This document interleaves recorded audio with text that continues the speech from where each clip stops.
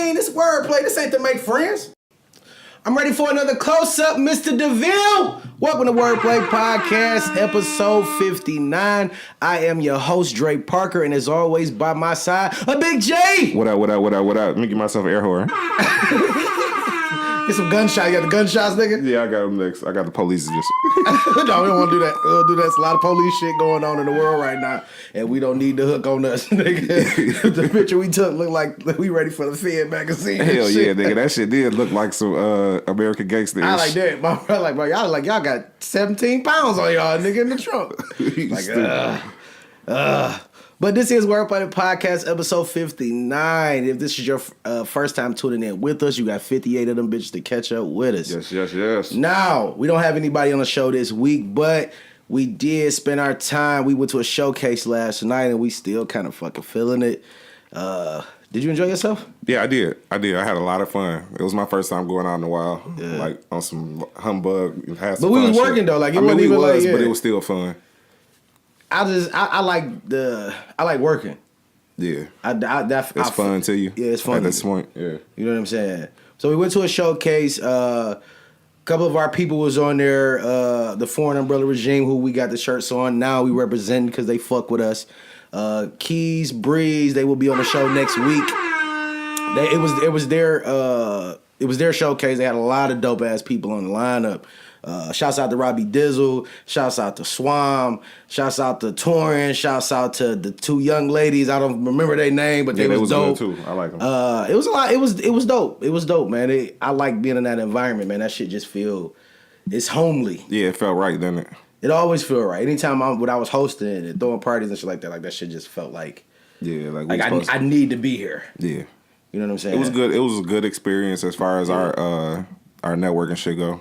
It's still funny though, like what I don't miss about the club, like nigga, the music be so motherfucking loud that you have to like talk to a motherfucker in their ear. Yeah. Like, yo, what's up, bitch?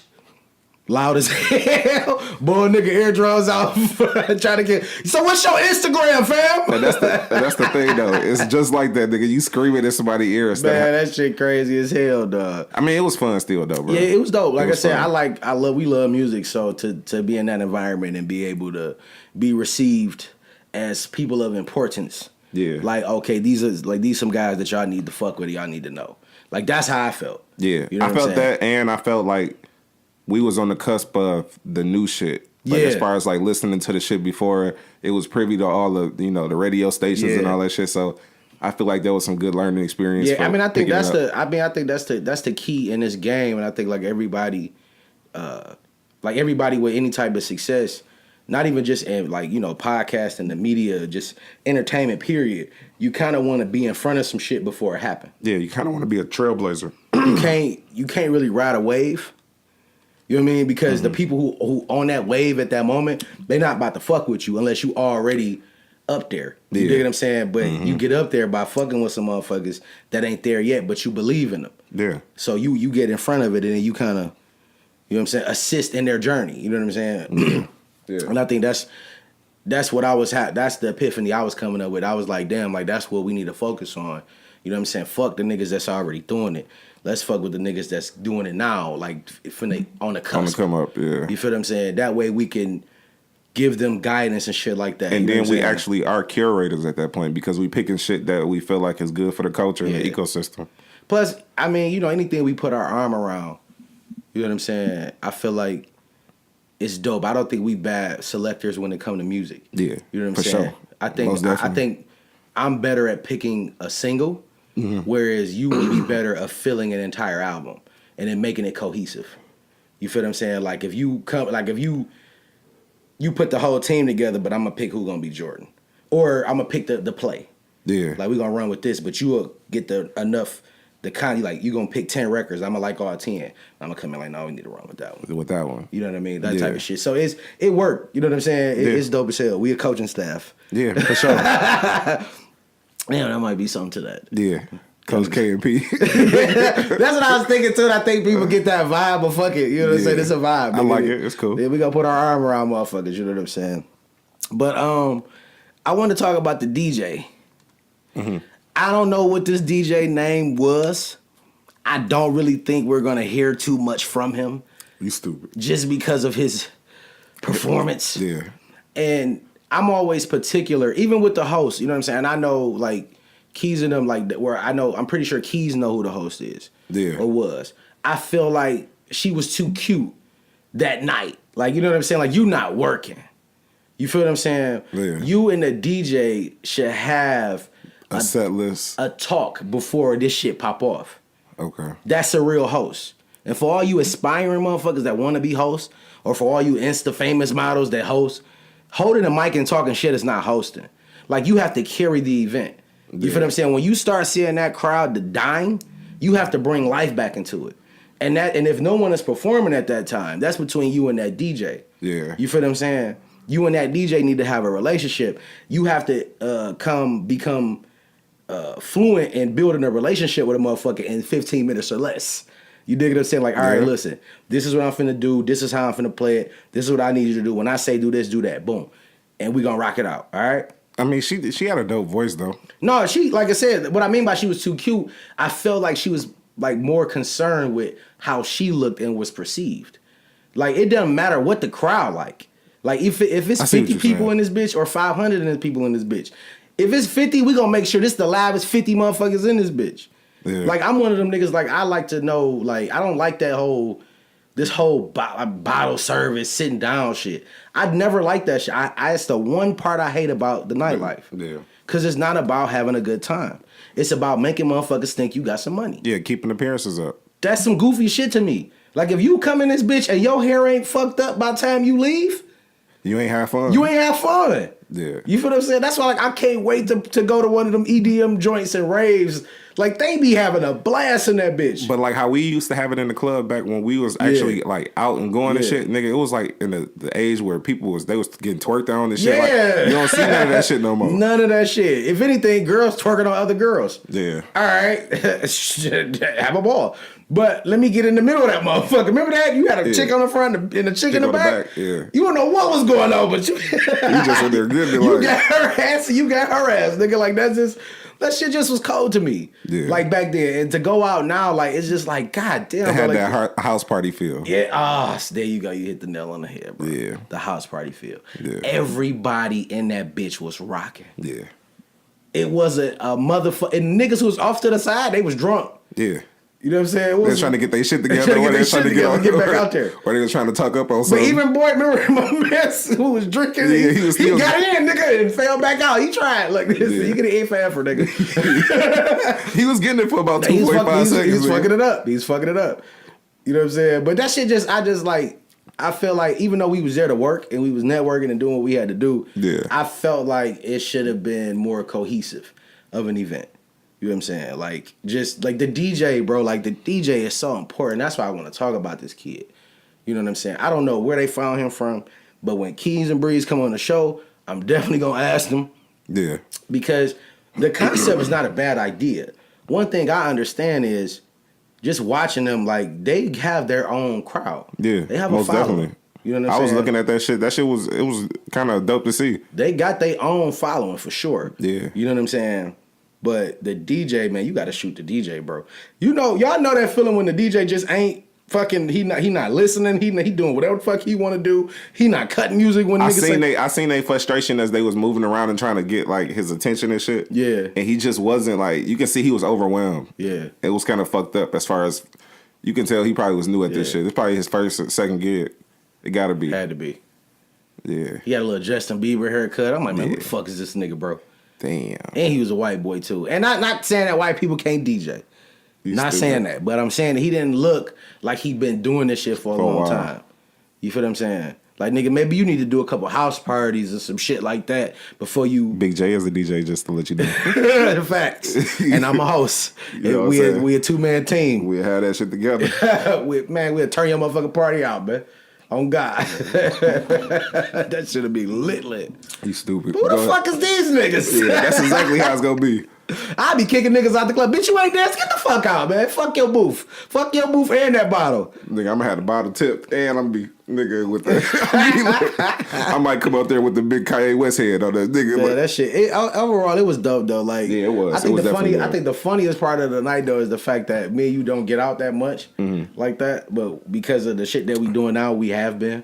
But we downtown and didn't remember where we parked, and it had nothing to do with drinks. Nah, we just really didn't know where we got turned around, bro. I was like, wait a minute, nigga, we gonna go down. No, it looked the same, nigga. Wait a minute, they shot Transformers. Wait a minute. I said, shit, nigga. I didn't know. Yeah, I hate that shit, bro. Yeah, but that's why I said it was still fun. Though, yeah, but shouts out to Club Blue. Shouts out to Keys and Breeze for the invite. Shouts out to everybody that attended. All the artists on the bill. We are looking forward to doing a lot of work with y'all guys. Yeah, for sure, definitely. Now let's get to the fucking fuckery, man. Yeah, what you got? I want to start with this Leaving Neverland shit, man, because I know we've been talking about this shit for the past couple weeks. Yeah. And did you look at the documentary yet? Nah, I kind of didn't want to see it because you remember when we was talking about it lose credibility if it's the two dudes we thought it was. Yeah. And it was, so I was kind of like over it at that point. But I did see clips and shit, you know, because you can't escape it from the internet. So I seen clips and shit. So what was you seeing, like? Basically them talking. They was just talking about their relationship with Mike and everything like that. And as far as like him sleeping in the bed with them and their relationship, as far as like they spent some whole summers away from their family with him and stuff like that. Now I'm not gonna, you know, if y'all familiar with Wordplay the podcast, y'all know like I'm a Michael Jackson avid. I love Mike. I was raised up off of Mike. So I do be a little biased when it comes to these conversations, especially pertaining to allegations that he was acquitted of. Acquitted of, yeah. You know what I mean? Mm-hmm. But I would never say that a lot of the shit that he did wasn't weird to me or different. You know what I'm saying? It was out of line. Being out of line to me would be being disrespectful. I'm not even saying that was disrespectful. It is disrespectful. That's just some shit that I would not necessarily do myself. But he was his own man. He had his own mentality. You feel what I'm saying? And he had his own justifications of what he did and why he did certain things. You feel what I'm saying? And he explained this shit. Yeah. I love children, da-da-da-da. I love kids too. Mm-hmm. But I hate when my kids in the bed with me, nigga. But sometimes I love it though. But I get it, but these other people kids. Yeah. You feel what I'm saying?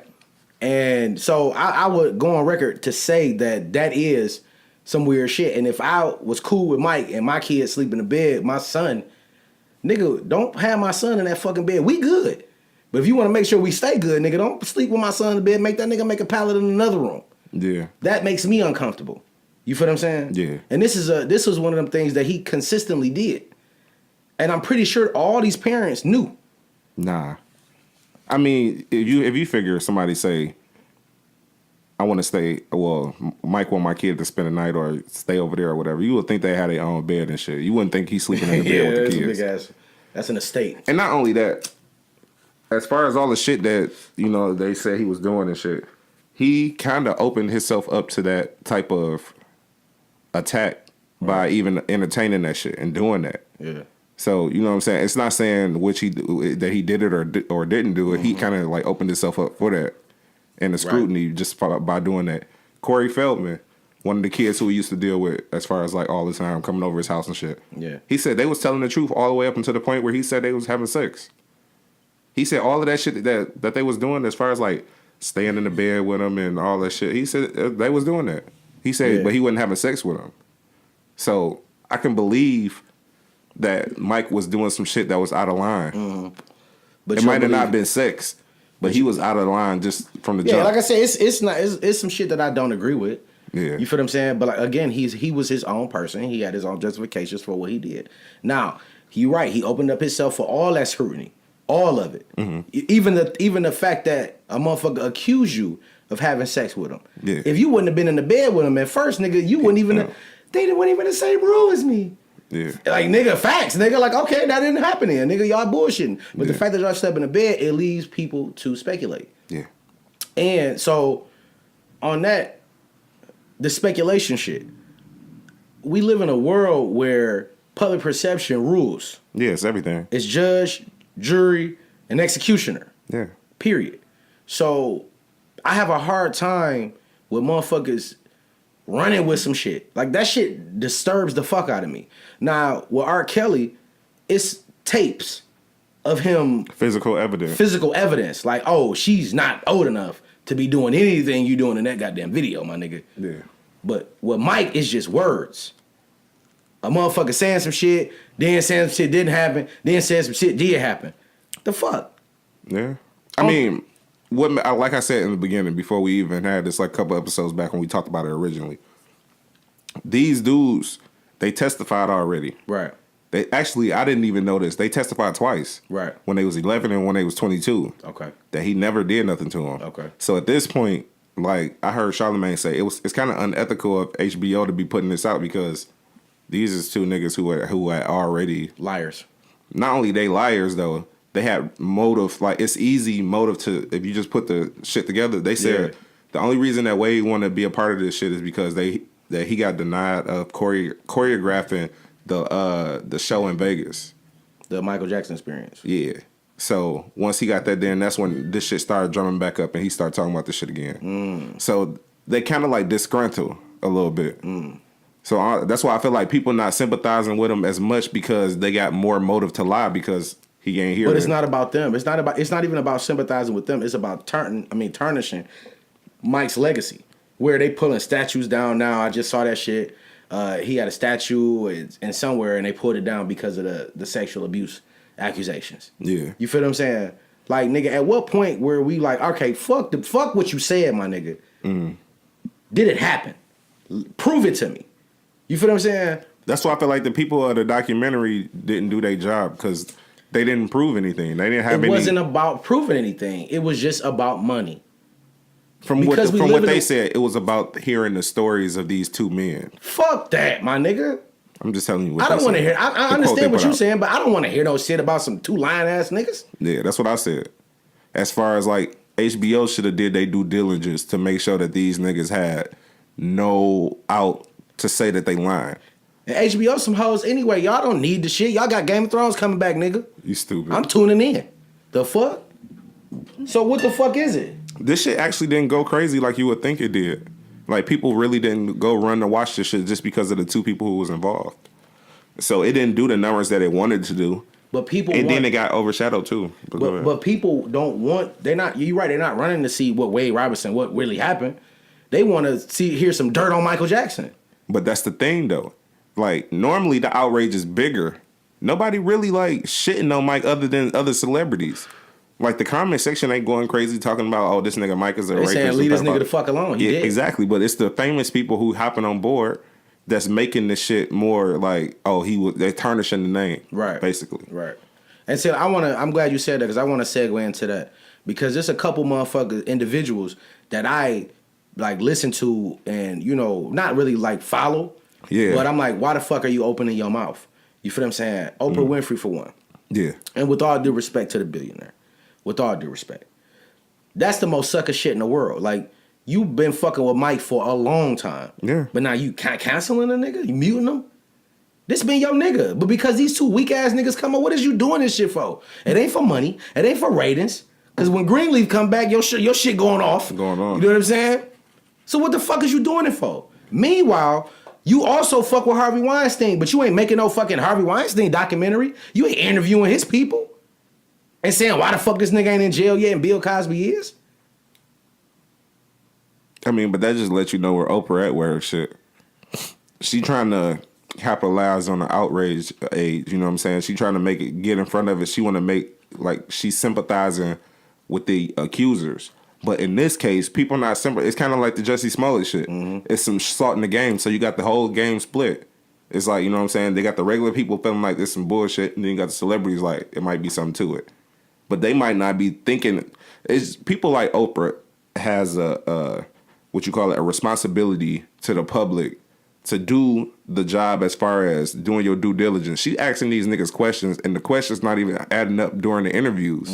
So for her to take that stance on it and be so firm on it, she kind of like lost credibility with that shit. She lost credibility with me when I first found out she was doing it. Why you even entertaining this shit, bro? Yeah. You don't need to. Yeah. A lot of people were saying that about Gayle too. Yes, you like, bro. We gonna get to that anyway. Yeah. But because they road dogs. But like Oprah, like I lost a lot of respect for Oprah. Yeah, I did too. I mean, I still respect her, but I lost a lot of it. Yeah. You feel me? I'm still gonna watch Greenleaf. No, it just showed that her ethics ain't there as like we thought, like everybody thought it was. I mean, realistically, bro, like Oprah had an issue with hip hop music and shit like that. You feel what I'm saying? Like the only reason niggas fuck with Oprah for real is because she black and she got that cheese. Yeah, that's the only reason black people fuck with Oprah. Period. And she's starting to fuck with music artists more too because she knows she learning that she have to. She got to, but it's not genuine. Yeah. So I don't trust you and I don't trust that. Yeah. But and I will say this shit again, and we're gonna clip this shit. The only reason black people fuck with Oprah is because she black and she got billions. The only reason. Yeah, it's kind of like a trophy for us, to be honest with you. Yeah, like yeah. Shit, after Michelle Obama, nigga, we don't need you no more, Oprah. We got Michelle Obama. Fuck you mean? She might not have as much paper, but she's definitely smarter. She got clout. But she's smarter though. Still, I just listen, nigga. Oh, I'm gonna watch Greenleaf, but I'm through with Oprah. You through with Oprah? I'm through with Oprah, bro. I mean, I don't really watch the Oprah Network or nothing like that, so I ain't really like. I mean, but you know what? I was like I said, I'm one of them dudes that I didn't allow people to disrespect or shit on them. You know what I'm saying? People we hold revere. Yeah. You know what I'm saying? Like I'm not that dude. Like don't do that. Like, but they, like you said, they have to warrant it. They have to be a person that deserves that type of. Exactly. Yeah. But then I was really thinking about it, like, you know what I'm saying? I know I'm not as savvy in Oprah's business. Yeah. But I was trying to figure out what has she done for black people directly. Not black Americans. In this country. Yeah, not black Americans. What has she done for us? I mean, she provided entertainment like every other entertainer do. But what has she done directly to affect the black community? I'm pretty sure she did some shit in Chicago. Yeah, maybe she give black people jobs. I can say that maybe. She employ a lot of African Americans. I just don't know. Yeah. I don't know. You know what I'm saying? Now, you also had John Legend. Mike Nasty. Yeah. Mike Nasty. This WB frog sounding singing ass nigga. And I fuck with the legend. Yeah. He did the same thing with R.Kelly though. He was in the doc. What the fuck is you doing, bro? Is you cloud chasing? The legend is you cloud chasing, bro? You trying to get off on these niggas' names? Nigga, you still ain't gonna sell no records like that. Keep it real, nigga. Your bitch more popular than you is. Cause she real and she chill, nigga. The fuck? Mike Nasty. Bitch, you nasty. Nigga, you probably eat your toenails or some goofy shit like, I don't know, bro. Everybody got little nasty like shit. Like corks and shit. Yeah, you know what I'm saying? Get your bitch ass on out of here, nigga. Keep your fucking mouth closed, nigga. Talk about shit that you know about. Yeah, I mean, I swear to God, nigga, I hope they find something about this nigga. Because he keep opening his fucking mouth, bro. About shit, yeah. I mean, I can't even argue with you on that because I feel the same way about John Legend. What business do you have with this shit? And then you publicly doing this shit. Mike Nasty. R.Kelly Nasty. Bitch, you nasty. Bitch ass nigga. Don't throw stones at a glass house, my nigga. Everybody got demons. Everybody. I swear to God, I hope this nigga do some shit. Boy, I'm gonna be like 50 Cent and John Rule. I'm put my foot on that nigga neck, man. Fuck you, John Legend, nigga. We ain't losing our edge. He got to get it, huh? He gonna have to get it, nigga. He got to get it. And like I said again, I'm biased because it's fucking Mike, bro. And I have a real problem with anybody that come at my nigga Mike like that. Especially when I feel like we have to defend him. Because he can't defend himself. It's not only about Mike, though. I just feel like John Legend is putting his nose in business that he really don't even know about or have a fight in. Like, what does it do for you if you speak on this shit? Right. It just make the women sympathize with you or people that feel like they in that same position sympathize with you. But the case is, it might not be right shit. You know what I'm saying? It might not be people telling truths. It might be people who got ulterior motives. They might be trying to get money, like you said. So you can't stand on that shit, bro. You got to wait to see where the chips fall and then decide. But the chips only going to fall one way because the nigga can't defend himself. It's not, bro, because the more we see the shit, the longer it's been out, the more shit that people pulling out of this interview, like this nigga might be lying. These niggas don't seem truthful. Right. Just like the Jussie Smollett shit. Niggas was hopping out the window talking about, oh, this is the worst thing that MAGA could do for, you know what I'm saying? Like, nah, nigga, we like damn, we quiet as hell because this nigga done lied, got Nigerians. It's all black people, nigga. Ain't no white people involved. like it looked bad. So you know what I'm saying? We have to wait before we jump out the window and support these niggas. Mike Nasty, just so you can get a retweet. The things niggas do for views. Yeah. That's why I should have put you on that shit. He famous for dumb shit this week. Man, he definitely famous for dumb shit. Yeah, he got it. He definitely got it. Nigga, when have we ever talked about John Legend on this podcast? Not never. Not never. We ain't never talked about John Legend. Never. Cause you ain't worth it, my nigga. John, where'd you find this? You got 2 songs I like, nigga. The WB intro and Ordinary People. The only 2 songs I like, nigga. You stupid. The WB. You know that's him on the WB. That's that nigga, bro. Cut it out, man. That's John Legend on that motherfucker, man. Yeah, that's him. Frog face, grab a voice. I can't stand that nigga now, bro. I mean, yeah, he dug his own hole. He the kind of nigga you spit on. Oh, nah, I ain't gonna tell I spit on that nigga. You spit on that nigga? I was spit on that I was about to say, Mike got you that uptight, nigga? No, but I just don't like people like doing that kind of crazy shit, like bro. That, like, yeah. It ain't really a lot of celebrities that done spoke out and said some crazy shit. Because with Mike, bro, like Mike, I don't give a fuck what form of entertainment you in, nigga. Mike influenced you in some kind of way, bro. Yeah, not only that, he can't fight for this shit. And he can't fight. Yeah. And the nigga was fighting for years to clear his fucking name. They did say he spent like $200 and something million on settling out with kids. Because what's the point, bro? Because you like that sexual abuse shit, bro. Like even though now we got like social media and shit like that, back then it was the same way. The moment you get accused of some shit like that, bro, nigga, even if it's not true, bitch, it's over with. I feel you, but I be feeling like I heard Game say this one time in an interview.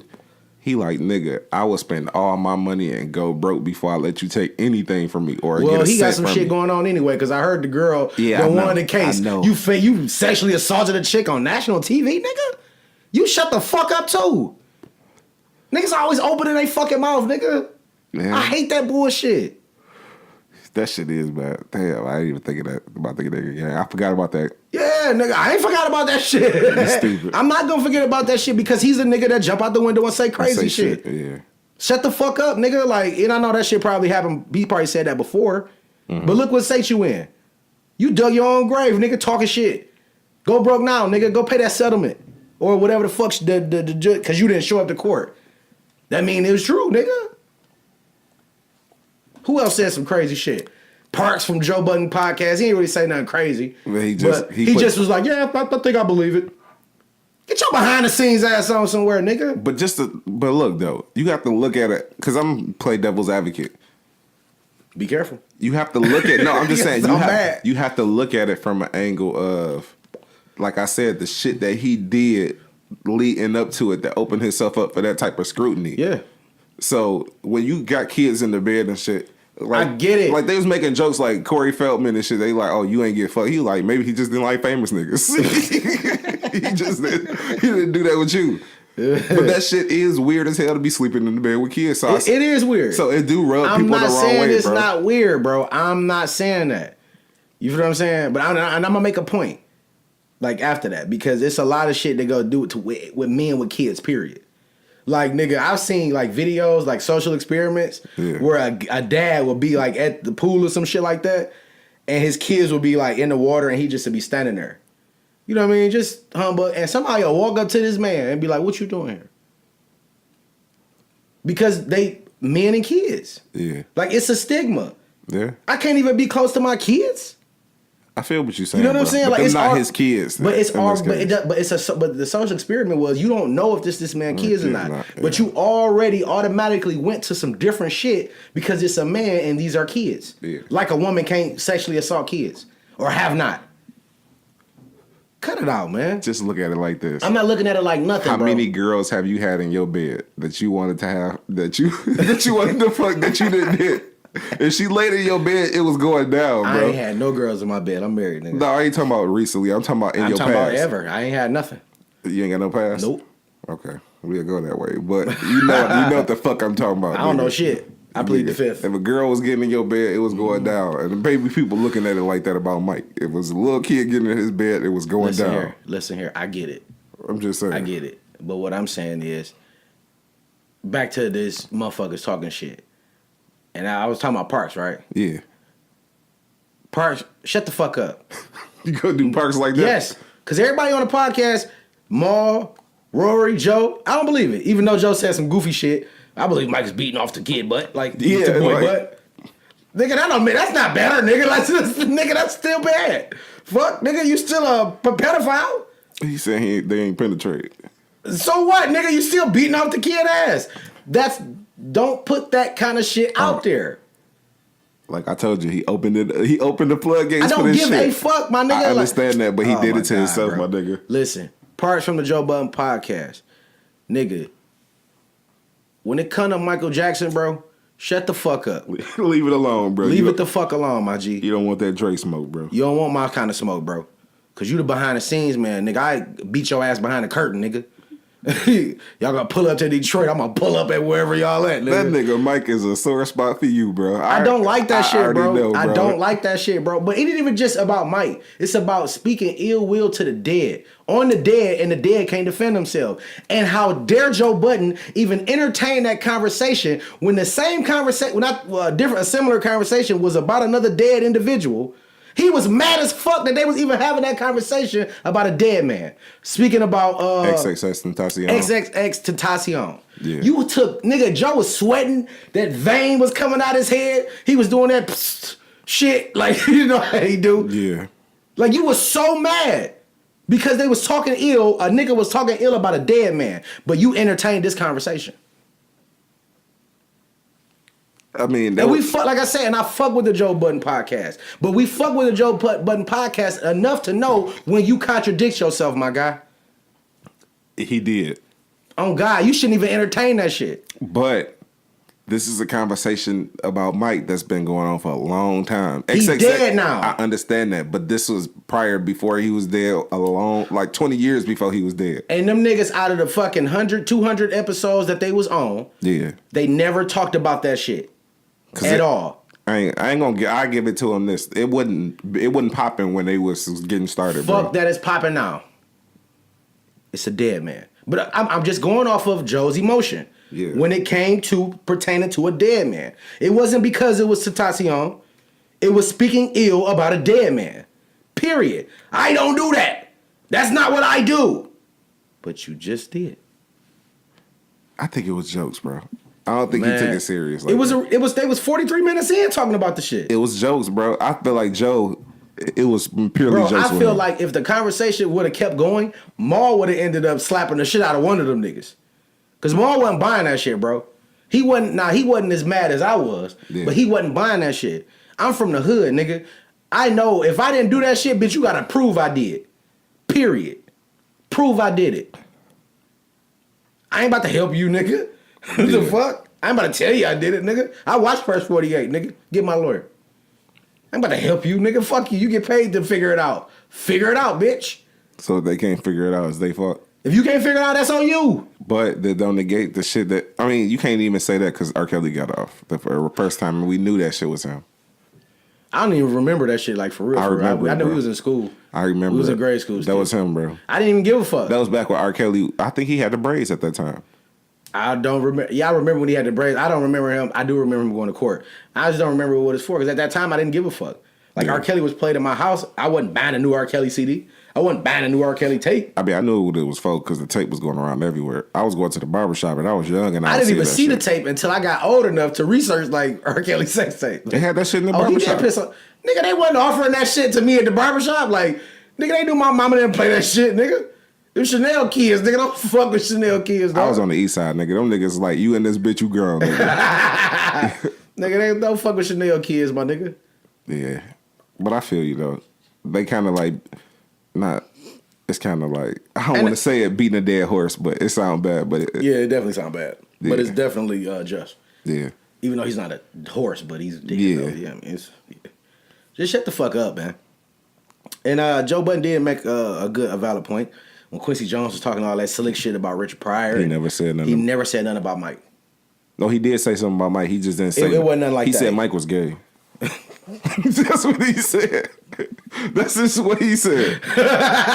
He said Michael's gay. Man, fuck Quincy Jones too, nigga. He's stupid. He said, I mean, what the fuck? Nigga. What difference does it make if Michael's I'm not gay or fucking not? with nobody who don't fuck with Mike, nigga. That's not speaking ill of him. That's just an observation. This What if nigga Mike was gay. didn't feel like he was gay?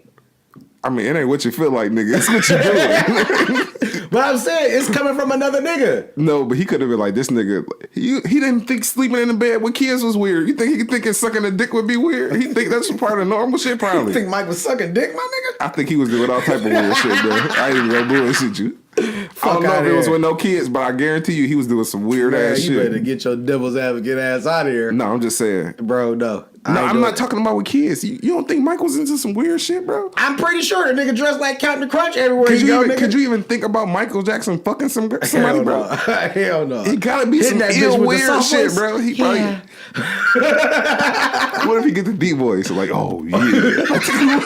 Like a deep ass Kool-Aid man voice. He get the yeah. Macho Man Randy Savage on his ass. That nigga never talk like that. That nigga, shouts out to Mike. You gotta do it. He gotta have a different voice. He can't be fucking like that. He can't be bro. fucking with the soft voice.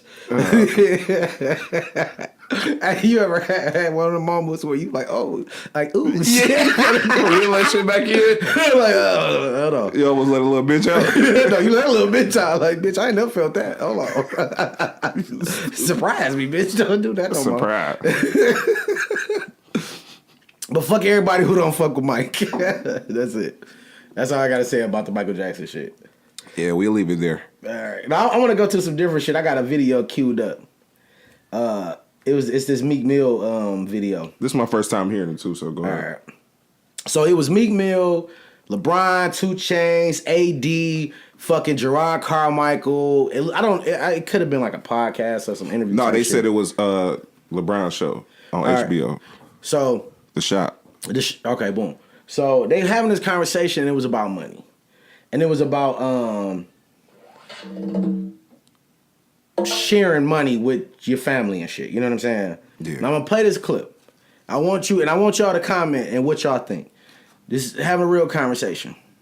When it comes to like family and friends, do we really owe them? Do you like? Can I tell y'all my take on this shit? I be like, yo, I don't owe nobody shit. How many? Who you gonna please? I tell people, if you give your cousin 10,000, you get what you gonna get your aunt? You gonna get your aunt 20 because she babysitted you. Then what you gonna get your grandma? You gonna get your grandma. It's never gonna stop. You know what I'm saying? Listen, sometimes I don't even enjoy my day, bro.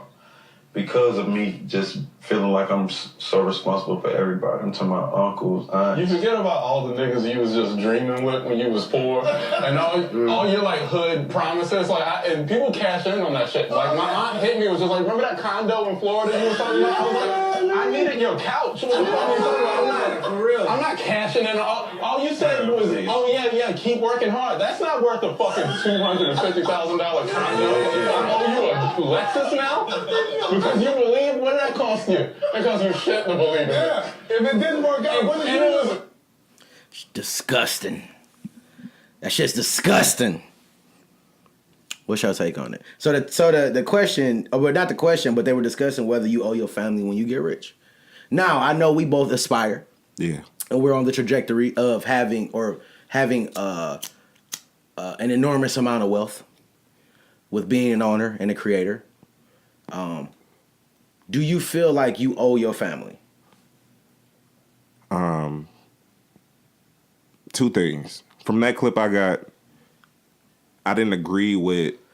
So that last person that was talking was Gerard Carmichael, yeah.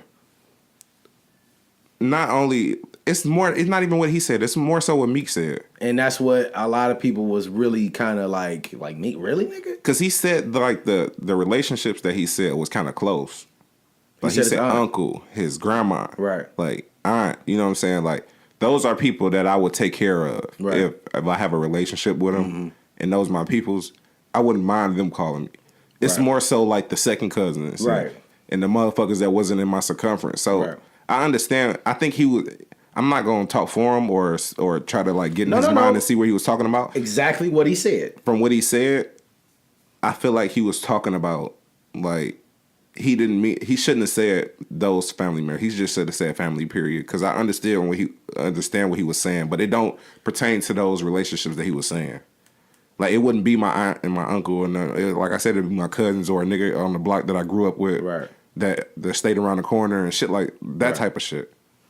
So I understand what he was saying, but when you have a certain responsibility when you make it, to make sure that you trickle it down to the people that came up with you. So it's not taking care of them for life. It's just setting them up or giving them something to get them started. Right.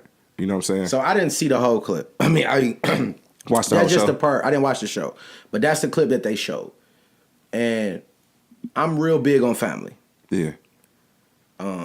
My family is, on my mom's side, is not as big as my dad's side. You know what I'm saying? And my family, I feel like your family know the type of relationship y'all have. So if you come into some money, I don't think certain family members will have the audacity to call you and ask you for an astronomical amount of money. You can't assume that, though. But I have to, because I'm not there yet. I'm talking in reference to my family. Like, my family knows the relationships I have with them. You feel what I'm saying? They can't even call me right now for $10. You feel me? But if they know you got $100 million, they'd be more likely to call you for $10. With $100 million, but see, we talk about it, collective economics. So with $100 million, I know that, okay, I'm in a position where I can change the dynamic of my entire family. Yeah. If I structure it properly. You feel what I'm saying? And I already had thoughts in my head of making sure that my nieces and nephews, because they are my next generation in my family. Those are the people, the young individuals, not including my kids, of course, but that's gonna grow up with your kids, and they're gonna mold with your kids under the same wing of what you came from. So I'm paying for education. You know what I'm saying? I'm paying, or you know what I'm saying? I'm having them come to me correctly with an investment idea. No, I'm not doing all investments. I'm not giving you $100,000 for a weave shop. Tell me where we're gonna make some money at, and what will be my point of return. You see what I'm saying? But that's the thing you have to account for. What I feel like they was talking about is the people who asking for money with no plans or no recourse behind it. They saying, I need a new car. Can I get $10,000? Yeah. No, I'm not with that. You know what I'm saying? And that's what I feel like they get most of the time. I don't feel like they get the planned out thoughts where I want to open up a business or a company. I feel like it's gimme. I need to get this real quick. And I know you got a lot of money and it won't hurt you to give it to me. Yeah. You get what I'm saying? So I feel like it's a quick fix. And I wouldn't be around. That's why I say I kind of feel what they saying, because I don't want to be your quick fix, or I don't want to be your out when you feel like you ain't got shit. Right. Like, I want to be your out when you feel like you want to make better for yourself, and I can give you an opportunity to make better, and I'm going to get, like you said, I'm going to get return on my investment. Right. I don't want to just give it and I know I'm not getting it back. Okay, so another thing. The word owe, I feel like is used very, very loosely. Okay. Because in order for me to owe you something, I mean, you had to have done something for me. Yeah. Right. And I have people in my life that has done one or two things for me. Mm-hmm. And not necessarily a financial thing. Just some game. Or steering me in the right direction. Yeah. So, and it could be an aunt. It could be an uncle. It could even be a cousin that stopped me from doing some crazy shit. It was like, nah, you know what I'm saying? I owe you. Because if you weren't there to be there, I wouldn't have made it to here. I wouldn't have made it to here. Because I would have did the crazy shit and we wouldn't even be having this conversation right now. Possibly. You feel what I'm saying? Yeah. So I owe you enough to even hear what you're saying.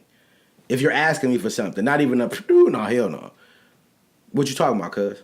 That kind of shit. Yeah. And if it's something 10, 15,000, and if you have kids and it's pertaining to them and their well-being or whatever, then I'm interested. Because this is the next generation that's coming up under me. But do you think they calling them with those situations? I don't know what they calling them with because those situations. I feel like they made jokes about the shit, and the shit, it was, to me, even joking about the shit was disrespectful. Nigga, 250,000, da da da da. You know what I'm saying? Like, nigga, you broke bread with these people at one point in time in your life. You feel what I'm saying? Yeah. These is people that probably told you to do some shit or probably said some shit. You feel what I'm saying? Now, certain niggas, don't get me wrong. You know what I mean? If we don't have that rapport, you already know we don't have that rapport. So how I respond to your request shouldn't come as a surprise to you. You know what I'm saying? Yeah. Because you know we don't have that rapport. Nigga, like I think you looking at it from a standpoint where a person coming to it, that person that's asking is coming from a logical standpoint. I feel like if you tell them no because of a stupid reason that they're asking you for it, then you a hoe ass nigga, and I feel like it goes there, and it's not even that. If you listen to what I'm telling you, is you don't have a plan. You just want me to give you some money, and then you're gonna run out of money, and then you're gonna come right back to me, and that's what I'm trying to avoid. Unless I say don't ever come back to me. But that's what that implies with me, right? Because if I give you something and it's enough that's substantial and get you ahead, then I'm not giving you no more money because I know what you're gonna do with it. You're gonna go spend it in 2 months and come back right back to me. I don't need that. Yeah. I don't. So that's why I understand what they saying. Like, I feel like they coming from a standpoint where people is exhausting the shit. Yeah. You know what I'm saying? But a lot of them niggas that be having money, bro. And like I said, I've done the research. I've watched a lot of millionaires, young, old, you know what I'm saying? And they all seem to be out of touch with their family. And it's due to that big fence that you built up when you accumulated some type of wealth. It's either accumulating wealth or it can be from people asking you and exhausting. But you put the fence up though. Yeah. They don't. Yeah. You feel what I'm saying? And there was a millionaire that said, if I get all this money, right? And you got kids, but you make sure your kids straight. Cause with accountants and shit like that, you can make sure your kids straight. Yeah. And good. And you still get into the bag. I can't take none of this shit with me. I know that. So why wouldn't I invest in my future? You dig what I'm saying? Yeah. Period. Or why wouldn't I help people that I can? Regardless, if I got $100 million and I'm still getting it, like I'm you know what I'm saying? I'm having good years. It's a $10 million year. I already got 100, but I'm not even fucking with that shit because I'm having great years. 10, 15 here. You know what I mean? That type of shit. I'm one phone call away from having $500 million. You dig what I'm saying? Yeah. I can't take this money with me. Why wouldn't I feed the people that I care about? You feel what I'm saying? Yeah. You know where I think that shit stem from though? What? I feel like it's them being in the hood and them going through their circumstances, and these same people that's asking them for it couldn't help their circumstance back then. But you going up in the hood with motherfuckers that they lights about to get cut off. So I can't be mad at you for you not doing nothing for me. You couldn't even do it for yourself. Yeah. I get it. Yeah. So and that's one thing that I really hold dear, bro. Yeah. Like I know you fucked up. We live next door to each other. We both fucked up. Yeah. I need something from you, but you can't do it. Okay, cool. You feel what I'm saying? So I'm a hoe because you didn't look out for me back then. You didn't have it. I have it now. I couldn't be the nigga running around with $250 million and I'm not making sure the people that I care about the most. You feel what I'm saying? But I feel like the way they was talking, they don't care about those people the most because it's a strain in a relationship. But they created the strain when they got money because you didn't want people asking you for shit. Or you got an accountant that's a Jew or a white motherfucker. You feel what I'm saying? Because it's more to that shit than you know what I'm saying? Then, because if you got a Jewish accountant, right? Yeah. And I know I'm a conspiracy theorist, right? All these people understand collective economics. The Jewish people do, the Chinese people do, the white people do, the Arabic people do, right? Mm-hmm. So if you got one of these individuals, and more than likely your accountant is probably going to be a Jewish individual. Mm-hmm. You feel what I'm saying? And he knows that you getting to this bread. Yeah. He know you getting it. And he know you can afford to uplift people in your community or your family and change the dynamic and shift the whole dynamic of your family, right? Yeah. But their objective is to keep their foot on our neck. So, and a lot of them athletes and shit like that tell you that my accountant told me I shouldn't spend this money on that, da-da-da-da-da. Fuck you mean? Because he don't want you to uplift your own people. I think you looking into it as like, that's the worst case scenario. I feel like that happens a lot of the times. I'm saying a lot of the times I feel like it starts between the relationship between the person and the person who has the money and the person who asking. Mm-hmm. I feel like it comes from them asking them for money too many times about some shit that really didn't do nothing, or they just asked them, "I need something. Can you get it?" Right. So I feel like they like, okay, I'm tired of this motherfucker in my pocket asking me for money. Right. And before, I couldn't really get shit from them. Right. they was just my family, and we was close because we always went to family reunions and we always around each other and shit. But they really wasn't doing all of that shit for me. So why would I go above and beyond for some people who wasn't going above and beyond for me? And it's not necessarily saying you had to pay my bills and shit, but if you had extra money, it wasn't coming to me. Right. You get what I'm saying? Your extra money was spent on you. Right. So at a point, I have to be like, I'm not about to keep going through this shit because I don't have to spend my extra money on them. Yeah. I got them together. Now they don't want to be self-sufficient, so that's their fault. They grown. Right. So I understand what they saying. That's, you can just read between the lines that their relationships with those people are strained. I don't like the jokes, and I get it. It's supposed to be entertainment. I feel like Gerard Carmichael, a fucking comedian. I get it, but I feel like but all good jokes contain true shit. Yeah, it came from a real place. It came from a real place. You feel what I'm saying? Like, nigga, how you don't feel like I feel like as a people we don't value each other. All right. Mm-hmm. So, and this is to all my family. And you know who you are that I fuck with. If we had 2 conversations, my nigga, out of the 30 years I've been on this motherfucking earth, we nigga, don't even think about it. But if you come to me properly and you want something, or you need something rather, need something, or you trying to better yourself, we could sit down and we can have a conversation. I'm willing to even do that. Yeah. You feel what I'm saying? That's why I said I understand where you're coming from when you say if you come to me with a plan and I just ignore. But even if you don't have a plan, even if you just have an idea, cuz or auntie, whatever. Listen, I got a nigga who. No, I'm talking about the plan to come to me with it. Yeah, you plan to come to me with it, but even if you just have an idea, you don't have a full-fledged plan. No, I get it. We don't come from them circumstances where we know how to do that. So I'm gonna put you with a nigga. I got this guy. Call him tomorrow. He gonna help you write the plan out, and then we come back and we'll circle it back and we'll talk about this shit again. You feel what I'm saying? Because if you really aggressive with it, you'll be on my line in 2 days. Like, yeah, we figured it out. Boom, boom, boom. This is what I'm trying to do. All right, bet. And my nigga who I put you on, he gonna call me, let me know what's good anyway. Yeah. Like, yeah, bro, I think that shit. I think they, I feel the energy they really want to do it. That kind of shit. You feel what I'm saying? Because your investment's small. You ain't, because they not, and that's the thing too. When when you fucking around with 100, well, I ain't gonna say 100. Let's just say 50. Because I mean, other than LeBron James, like, none of them niggas in that conversation is really flirting with $100 million.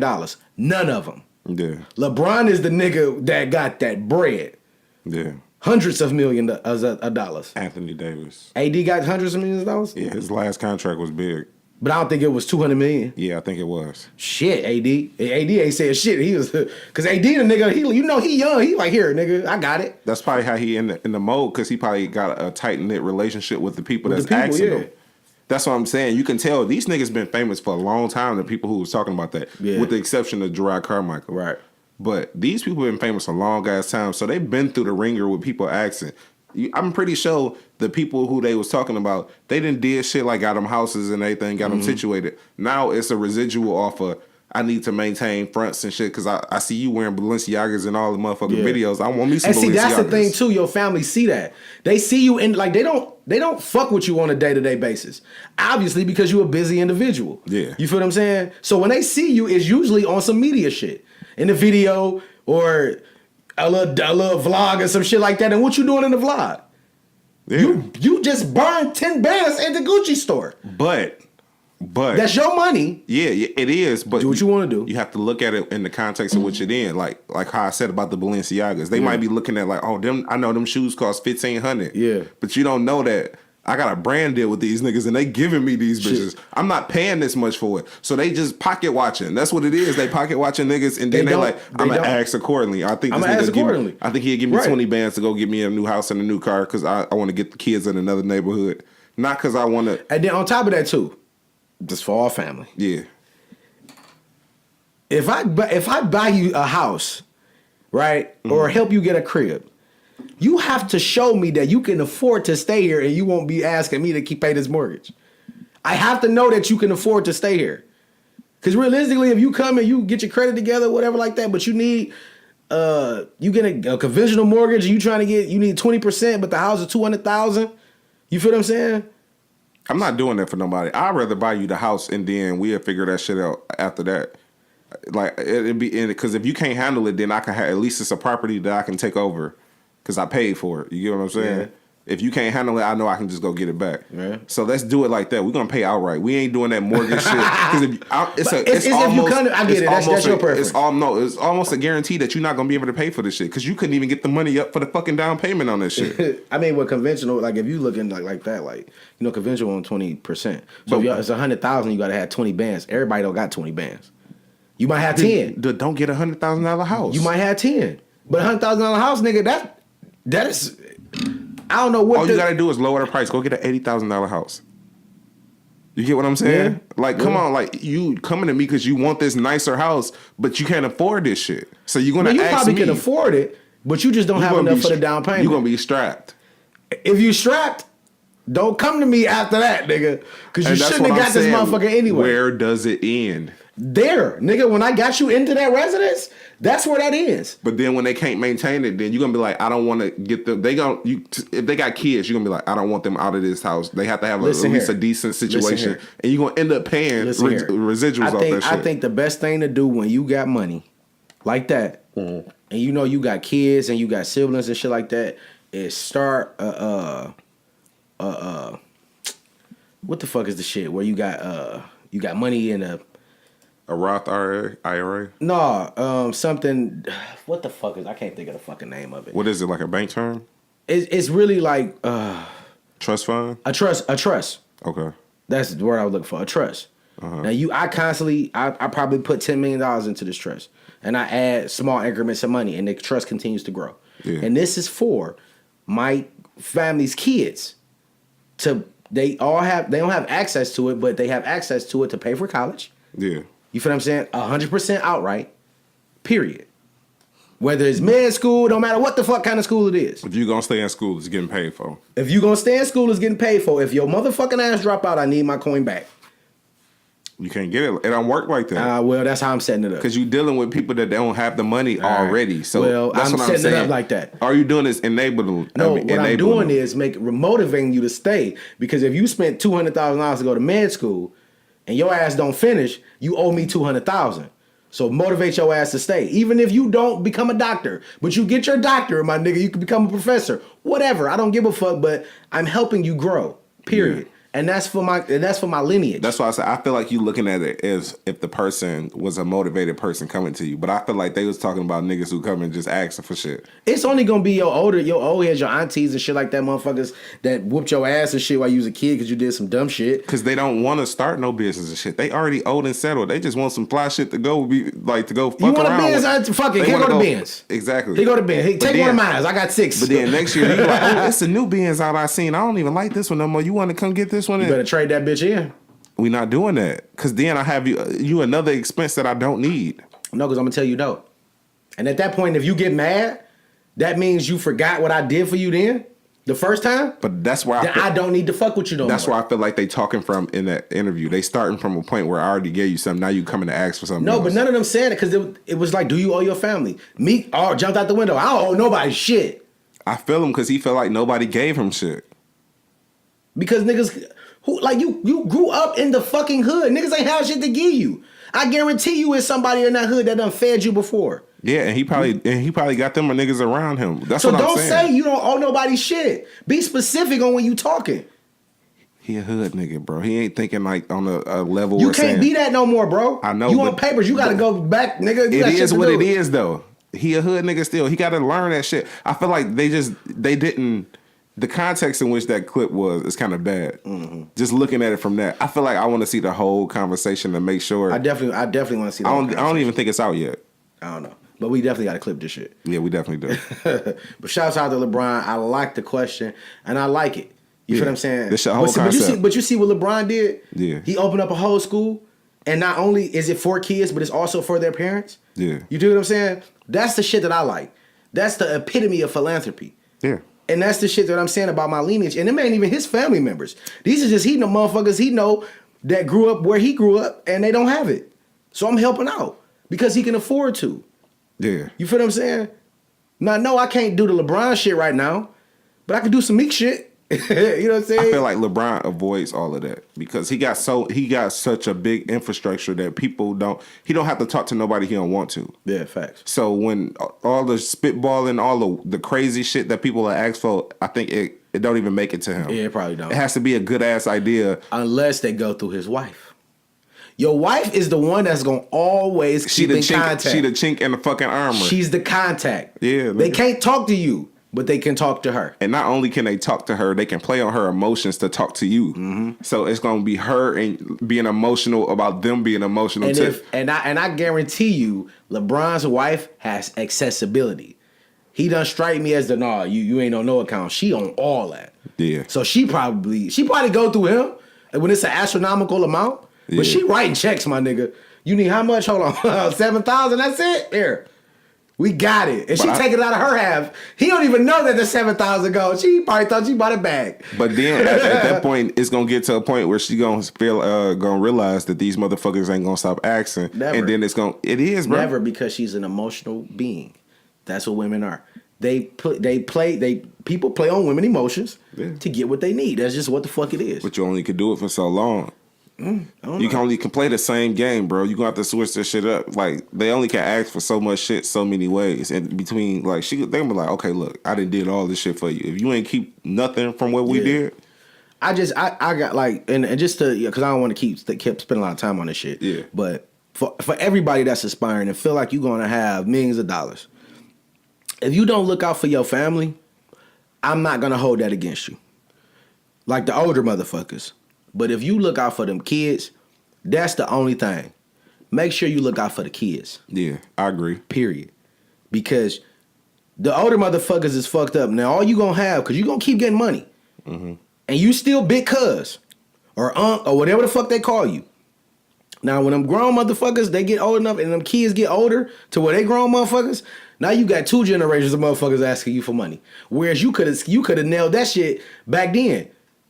When you took care of the kids and make sure they went to school and went to college. I always told you, like, I feel like when kids go to college, bro, like a lot of kids drop out, you know what I'm saying, because of the pressure. And a lot of times it be financial.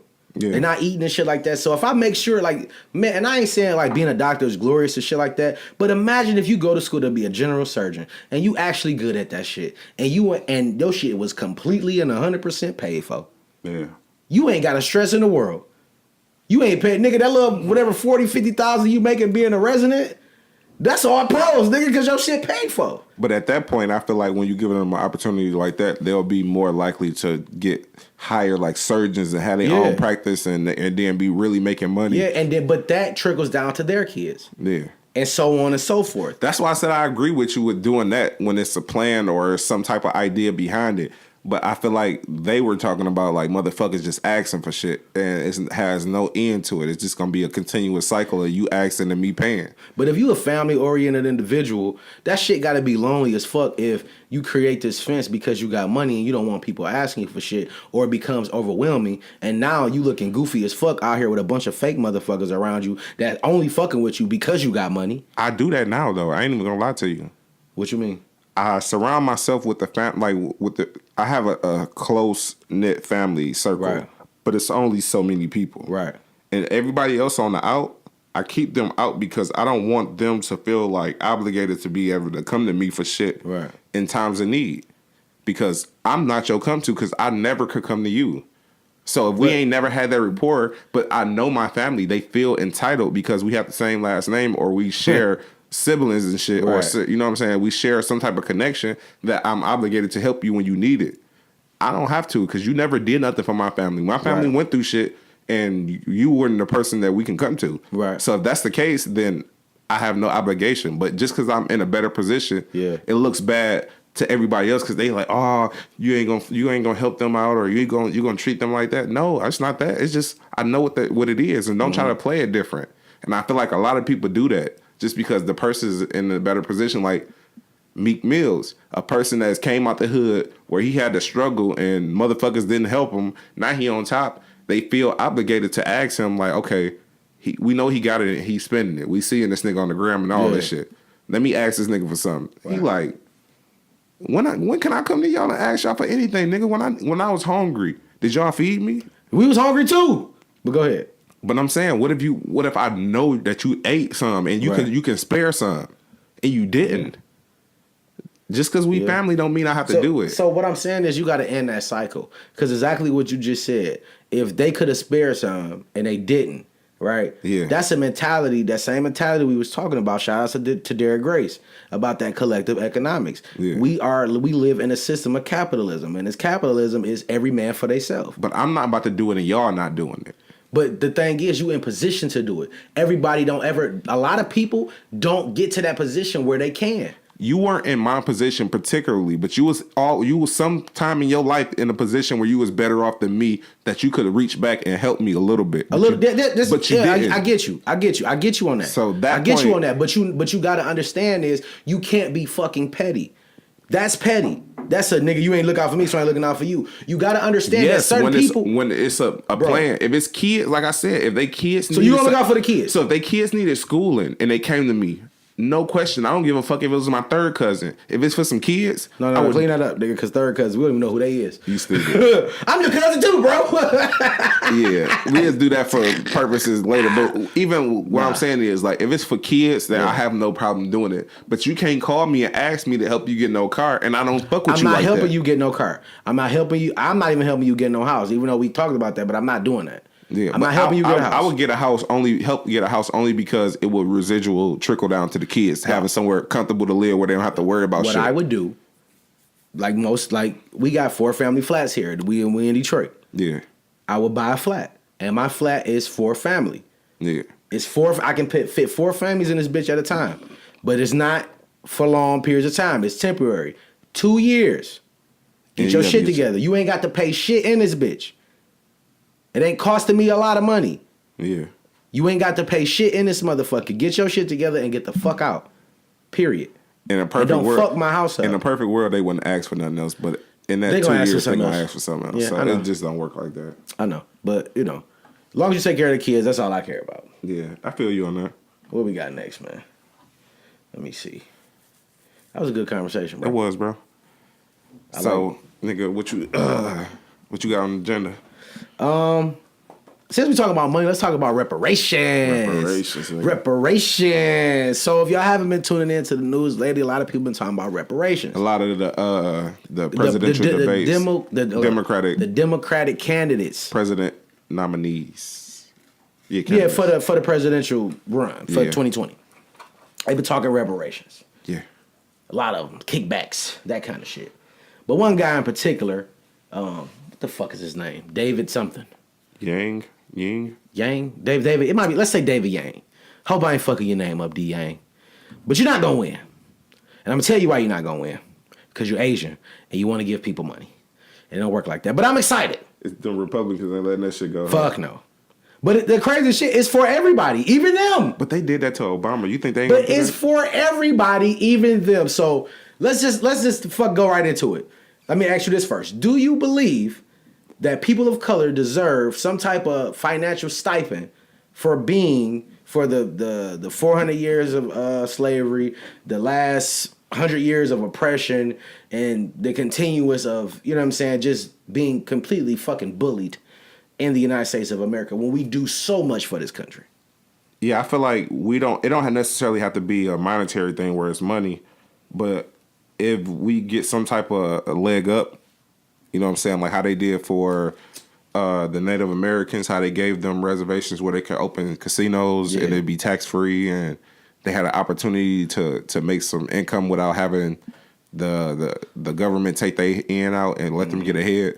Like if they did some type of like program like that where it helped, I'm cool with that. Because money, I feel like we can burn through money on stupid shit. I feel like if you give niggas an opportunity, like how I heard Charlamagne and them talking about the 40 acres and a mule. Yeah. Like that type of shit, like the 40 acres could go a long way because you can do a lot of shit with it. You know what I'm saying? So I feel like that, or Angela Yee was saying something about like getting us a leg up into the marijuana industry since it's up and coming and shit like that. I don't think monetary money will help because I think we'll burn through that shit on some shit that we don't need, like Jordans and jewelry and shit. Okay. My man's that you was talking about though, his idea was good. It's just the only thing is where the money gonna come from. I'm guessing is because the bigger companies that operates out of the United States and that generates a shit ton of money because of the consumer in the United States, that they're not paying taxes. Yeah. Or enough taxes. Yeah. So they getting tax breaks, especially under Trump. So right if you're not paying taxes, at least pay a kickback to the consumer. Because realistically, you're gonna get the money back. It ain't like you kicking this shit back and you ain't gonna see it again. We print this shit, bro. Why but we no, even not playing? even you getting it back because they're gonna keep using your shit. Yeah. So you're getting the money right back. So it make the most sense in the world. Yeah. You would think. I see what you're saying. But my thing is, if you and I was having this conversation with somebody else about the shit. Like, all right, so say you get this. So let me give a little background. So basically, is anybody in the United States of America that's 18 or older will receive $1,000 a month. That's $12,000 a year, and that's 24. So if you got a dual household where it's mom and a dad, it's $24,000 a year. Mm-hmm. That's what you getting. Some niggas don't even make $24,000 a year. Yeah. So you getting $24,000 a year extra on top of whatever you doing as far as your job or hustling, whatever you do. But you're getting 24 bands or 12,000. So I'm like, okay, cool. Like, damn, that don't sound bad. I know it's Alaska. Them people get stipends because of the petroleum. There they get a percentage, but I don't think it's that much. I think it's like $2,000 a year. Mm-hmm. Like it's broke up. You know what I'm saying? But that's still money that just come in. It's free money. It's free money. And I don't want to. I know it's a country. I don't want to. Norway or some shit like that over there. They say like all the people that's in this country are millionaires because of the resources, the petroleum, the oil that's on that, like in that country. Okay. Like everybody in that country is a millionaire. Dubai kind of like that. Huh? Dubai kind of like that. Yeah. So I'm like, damn, that shit kind of dope as fuck. But if you getting government assistance, bridge card, cash, that kind of shit, Medicaid, will that make that obsolete? That was one of my main questions. Yeah. Because I feel like that's a lot. Because if you think about... It's definitely over the amount that they giving you. That you, like, that what you'll be losing to be more than what you... Exactly, yeah. If you get $1,000 a month, you a single mom, but you got 6 kids, and you relied on a bridge card or shit like that, that $1,000 a month is really just paying what you was paying. Because you probably was only getting, like, maybe, $600-$700 a month on a bridge card or some shit like something. Hell crazy. no, them motherfuckers be getting like $1,200 with 6 kids. Shit, nigga. So you losing. Yeah, so does that losing. make that obsolete? That's a question that I have. Yeah. You feel what I'm saying? That he did not answer. I don't even think they asked it. Yeah, they didn't. But David Yang, if that's your name, I gotta find his dog now. I don't want to keep fucking bro name up. Yeah. But I was looking for it. I ain't see it on Breakfast Club. I still feel like I did. But I just got a few questions with the shit, bro. I just don't want to, assume. It's Andrew Yang. Yeah, Andrew Yang. He wasn't the only person talking about it. They asked didn't they ask Kamala Harris about that shit too? Yep. Yeah, she was for it. Somebody else said something about another lady that was running.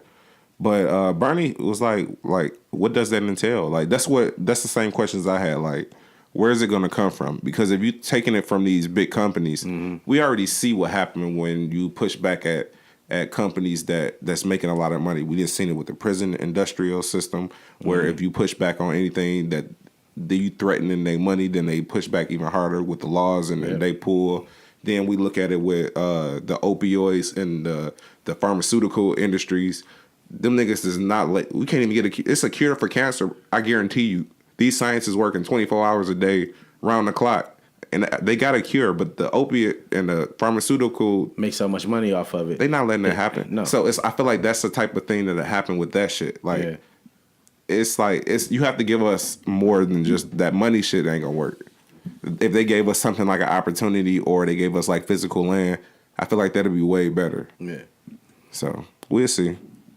And we got to see where it's going to come from. Because if they can figure out a way... But he said it's basically like kickbacks, which is the same concept I felt like with insurance. But then you have to look at it from the business standpoint. It's not a kickback for them. It's like a cost of doing business. It's like shaking them niggas down like the mob. It's a cost of doing business, but it's still... I'm going to call it a kickback because it sound better.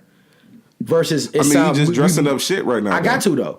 But that's what all they do is dress up shit. I mean, that's what because they do. Because the same stipend, it was like reparations, but he called it the freedom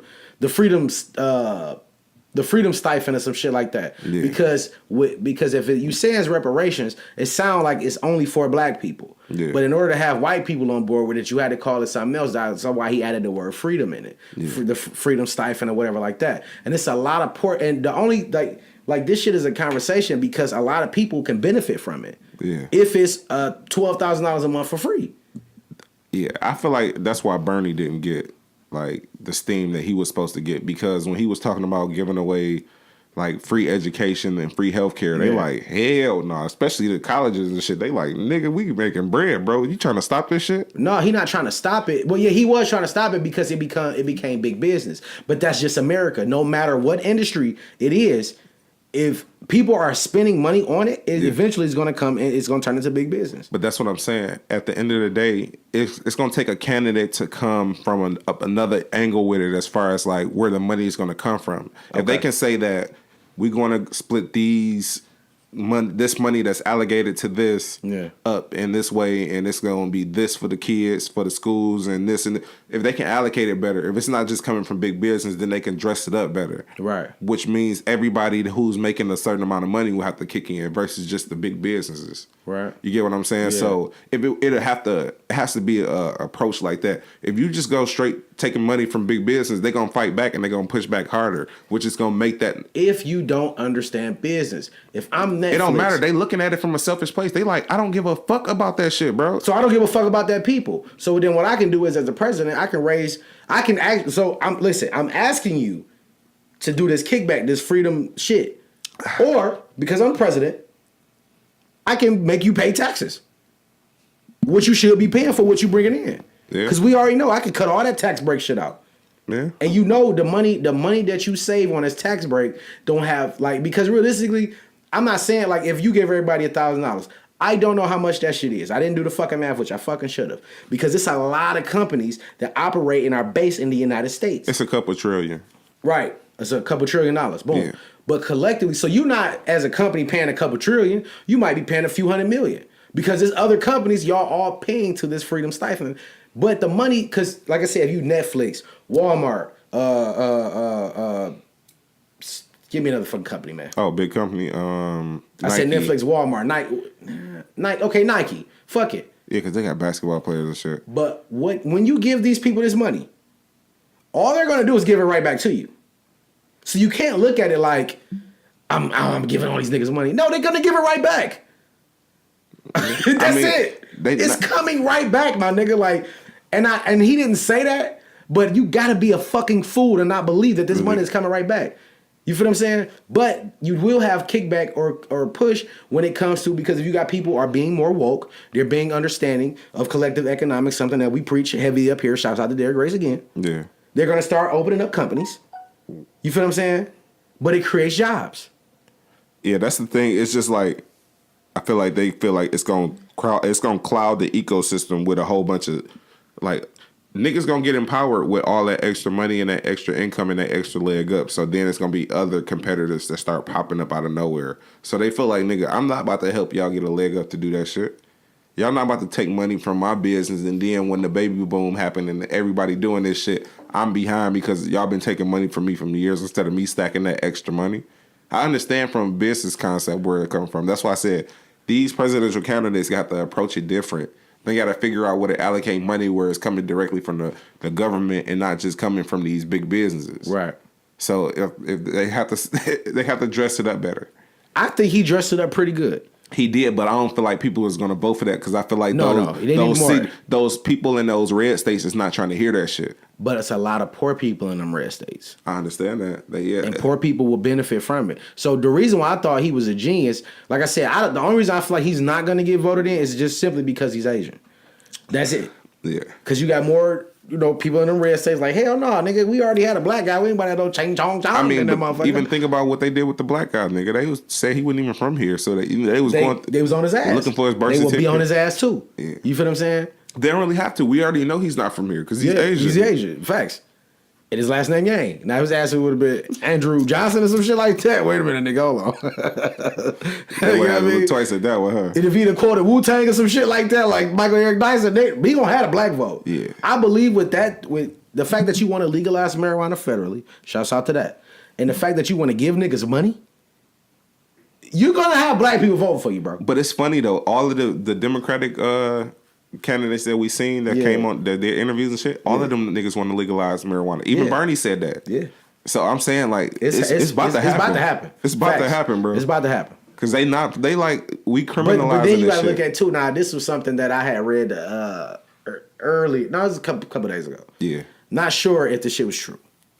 So if they legalize marijuana federally on all platforms, Yeah. right?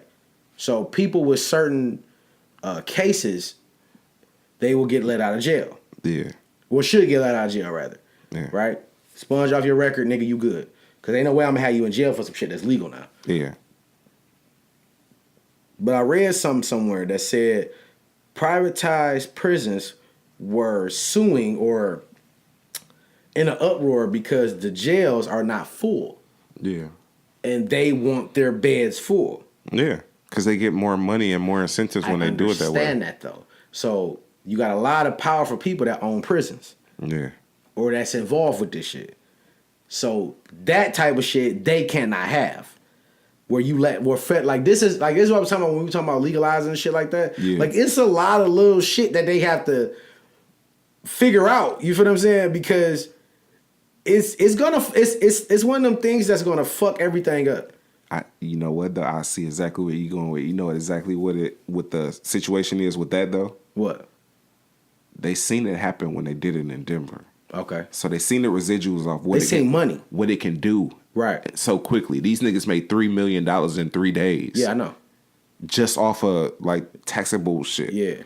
So now they like, if we do this all over, our economy gonna go up. Yep. So now it's beyond the point of your control because you don't have enough money to outweigh what we about to make off of this shit. I get you. So at this point, you don't have a dog in this fight. Or we'll tell you what, Mr. Prison Man that own 3 prisons. Yeah. What we'll do, we'll give you a tax break and we will give you some weed shit. Yeah. So it's gonna offset what you're missing over here. Because that's all they want. Or you give them the contract to the packaging. Not all the weed. I'm not giving them niggas shit. What I'm saying is, because I fuck all that privatized prison shit. Yeah. It's business. I get it. But I'm this is bit because politics is all business. Yeah. So if them niggas if they don't want the pushback from their lobbyists, the privatized prisons, they're gonna want something in return. You know what I'm saying? Yeah, I see what you're That's saying. just all it is. It's all about wheeling and dealing. All right, you want me to legalize this shit? What is it in for? What is in it for me? For me, yeah. Period. And that's how politics work. You feel what I'm saying? When you need certain amount of votes to pass a bill in the House. So if I got a bill, I have to go to however many 60, 70 people just to get this motherfucker passed.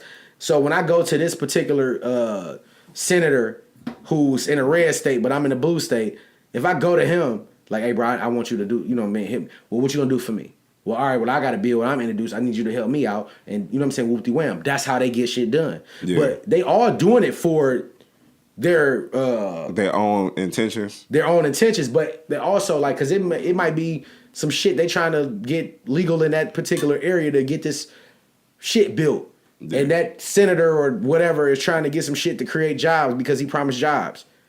You feel what I'm saying? I need your help. All right, boom. So that's all it is a lot of wheeling and dealing. Mm-hmm. You feel what I'm saying? So boy, he gonna have pushback, but I feel like that shit is bullshit if, you know what I'm saying, you give it, like if these niggas give you pushback, but you're gonna try to reward them or something. Fuck them niggas. If they go out of business, they go out of fucking business. But you cannot have niggas in jail for some shit that's legal. I understand that. But you want to know where it gets even worse with that? Those people, not only will they be taken out of jail, I don't think it's going to be expunged. Like, I think it's going to be still on their record. And by them being felons, they're not going to be able to enter that. Because you ain't going to be able to get the certifications and shit that you need. So it's going to. So you don't think they're going to expunge niggas? I don't think they're going to expunge niggas. I think they're going to let them out of jail, and those people are not going to be able to go back into that industry. Right. And now it's just going to be those people out of business, and it's going to be more our community is going to be fucked up even worse. Because like I said, but that shit that he didn't talk about. So right now we doing a lot of hypotheticals. Yeah. We doing a lot of trying to figure this shit out. No, it's not even hypotheticals. It's the trickle down effect of what you do. No, but you're saying that they're gonna keep them out of that industry. We don't know that. We don't know that if nigga it's legal now. So if you under this little part of it, you get out. We don't know if they're not gonna expunge. We're assuming that they're not. Yeah. Well, you assuming that they're not. I'm assuming that they are. We're just playing. You know what I'm saying? Pretty much how this shit will play out. Well, either way. So I feel you on that. I mean, because I hope that they don't be like, nigga, because you got locked up for the shit, you ain't gotta, you know what I'm saying? Or you a felon, you just a fucking felon. No. Like, nigga, it's legal now. You're no longer a felon. Yeah. Because the shit that you got a felony for is legal. So you're not a felon. I mean, now you can do it. And we have to look at that, and we got an example with alcohol. We have to look at the people who was bootlegging and see if they were expunged for that type of shit back then. I don't know. But I don't know. Well, Something to look into. I'm excited about it. I hope y'all excited about it. Yeah, me too. I want somebody. I'll take that. I take that. I'm arguing against it, but I'm just saying, like, I like the 40 acres thing. Like, I could do a lot with 40 acres. Yeah, because you can't buy. I mean, not you can't buy land, but you can't make land. No, but what we got is what we got. But what I can do is take this this newfound fucking weed industry that we coming up with and grow. Yeah. And now I can take that opportunity that y'all gave me and parlay it into a industry that's already up and coming and I know about, and nigga, and we get the ball rolling, and now I'm in the game. You get what I'm saying? I'm taking my 40 acres and I'm building a strip mall with all snack shops on that bitch.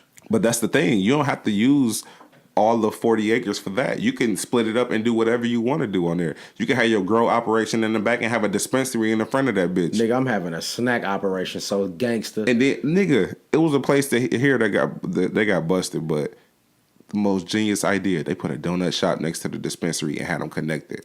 Yeah. And you just go in. That's what I'm saying. I'm gonna go to snacks. I know niggas gonna smoke, niggas gonna get high, so I'm going to provide the beverage part of it.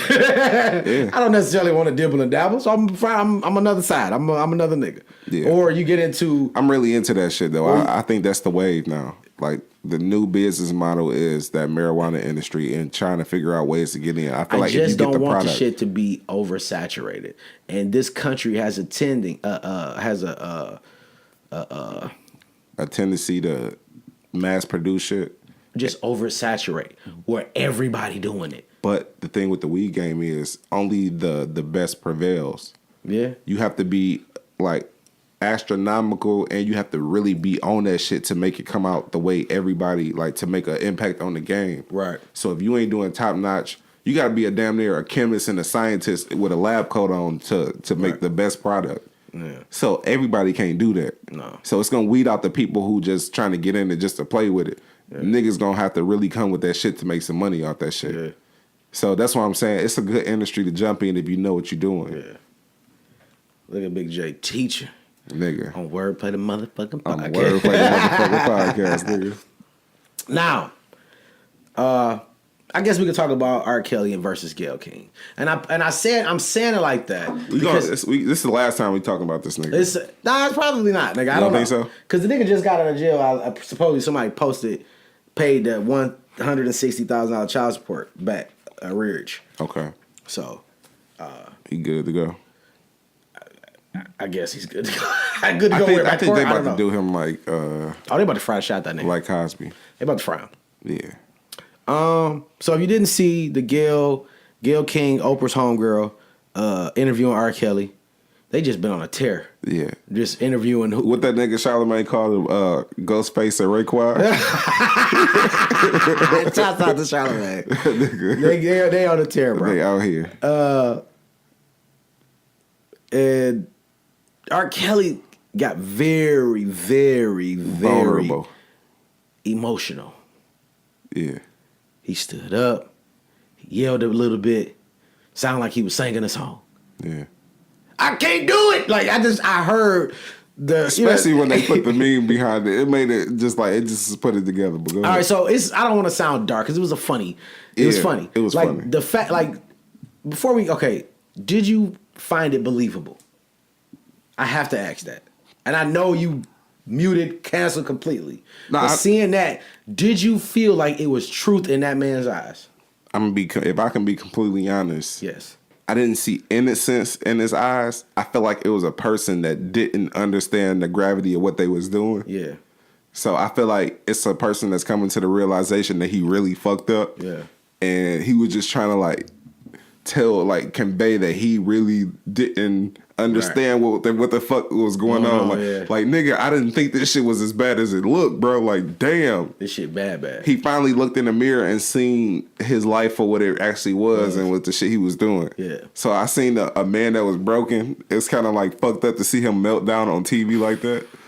And I'm like, I can't do it. And he just. But I feel like in saying that, I feel like it served its purpose because now it put that that little inkling of doubt where people like it's gonna split the crowd. Like some people gonna believe him, some people not. No, I haven't seen anybody believing that he didn't do it.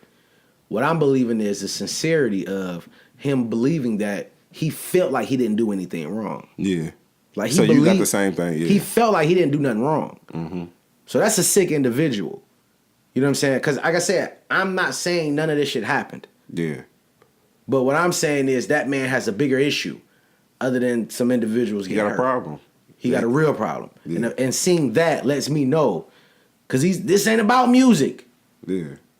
I can't, you know what I'm saying? Like he not fathoming that this shit is like, you thought your lifestyle was induced by the music, but your lifestyle has just been exposed for what it is. It's a weird ass lifestyle that you live in. Yeah. It ain't got nothing to do with the music. Shit was funny though. It shouldn't have nothing to do with the music. But then when he say stuff like that, then it makes it like it more of a connection to the music. Like he really like feel like, oh, this ain't about music. Like nigga, like no, he wasn't saying this ain't about music. Like why isn't this about music? He was saying like nigga. He was saying like this is not about music. No. He was saying this is not about music. So me having this meltdown, it's not about me, R.Kelly, the musician, nigga. This is Robert.